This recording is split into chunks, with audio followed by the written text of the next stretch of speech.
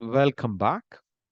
Um, in this lecture, we will address certain aspects of charging of batteries. There are two broad ways of thinking about charging of batteries, dependent on battery chemistries. Certain battery chemistries, like lead acid battery or NiCad battery, may tolerate overcharging. Okay, so even when the battery has been is 100% charged, you can continue to charge. There may be some side reactions which are not very detrimental to the battery.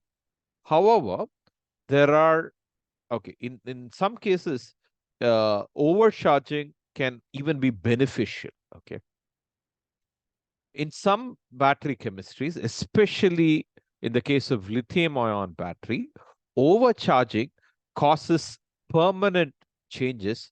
Therefore, uh, it has to be prevented. So there is a way to think about overcharging. Um, we will not going into the mechanism, because the mechanism of overcharging, what happens during overcharging, what are the side reactions that occur uh, during overcharging, are very specific to the chemistry of the battery. So they're not generally generalizable. Okay, so it's not, you cannot get a simple general understanding of the phenomena. So we're not going to discuss the details. So a way to think about overcharging is based on charge coefficient, right? So there are there some coulombs of charge has been drawn out of the battery during discharge.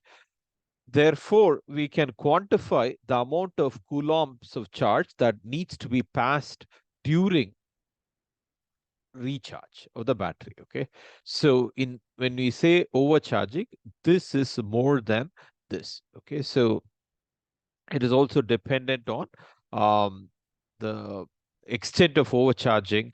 Also depends upon the side reactions involved. Okay, sometimes when you recharge the battery, not all of the current goes into um, reversing the the capacity of the battery. Okay, so even during recharging, without overcharging, there can be some side reactions. So all these things are fairly um, details that are dependent upon the battery chemistry. Okay, so we are not going to elaborate, but all you need to take home here is there are some battery chemistries that are not too sensitive to overcharging, but there are some other battery chemistries that are very uh, sensitive to overcharging. There are two common ways of charging. Um, there is a current, constant charge mode. This is the more common way of charging. Um, in this case, the cell potential uh, raises when you start charging uh, the battery.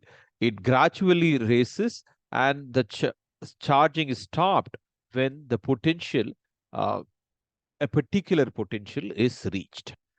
Another way of charging the battery is constant voltage. This is not very common, because when you apply constant voltage in the initial stages, there is a large current. Okay, that can be quite detrimental to the battery. So this is not the common way of charging. So this is more common. Another method that convolutes constant charge and constant volume is this method. This is referred to as CCCV, because constant charge and constant volume. Um, because in this case, there is a constant current phase. During this phase, usually the initial phase, the potential gradually raises, okay, as the battery is getting charged. Once a particular potential has been raised, you switch, you go to constant potential mode. In this phase, the current gradually falls and it asymptotically reaches a particular value. This is also a common way of charging. There is another method uh, there, which is not well understood, but it has a lot of commercial implications. Okay, so in many of the companies, there are even startup companies that have been formed based on uh, certain variations in pulse charging. In this mode of charging, there is a constant, let's say, current phase of charging. Then you stop charging. There is a rest phase. In this rest phase, the battery may even be discharged, and then you may start uh, charging again. So, why are these complexities? The complexities are associated with the microstructural changes that occur during the charging and discharging phases. Okay, so these are fairly complex method, uh, and still many aspects of these pulse charging are being unfolded in the recent times. But a greater understanding of this has a lot of commercial implications. So a lot of interesting research can be undertaken in this charging protocol. Um, because a charge battery has higher um, gives free energy, it has a tendency to lower its gives free energy. That is, it has a tendency to get discharged even when without an external load. So that is called self-discharge. So many a times you will want a battery that is at a fully charged state. Okay, to have a fully charged battery, once in a while you need to uh, compensate for self-discharge.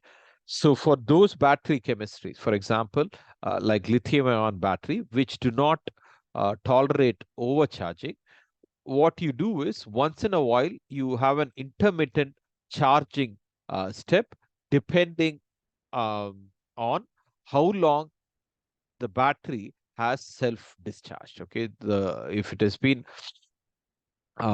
stored for a long period of time, you want to pass some intermittent current to compensate for self-discharge.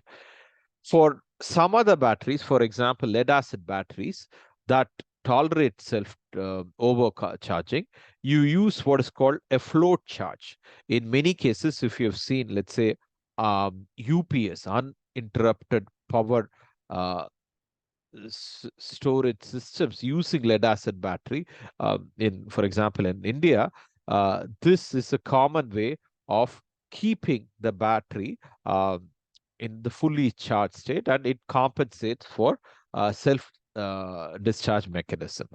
Uh, One may ask, how much is the charge that is passed on, how much current you need to pass during this stage. So that is typically dependent on, um, let's say you have this charging protocol, CCCV protocol. In the constant potential phase, there is a small amount of current uh, that is passed, and the typical float charge that is being passed depends upon the magnitude of current seen in this region. Okay, so this is a common protocol that is adopted, especially for a lead acid battery. In the next slide set, we will take up an important uh, aspect, okay, on how to assess the state of health of a battery via measuring battery resistance. Thank you.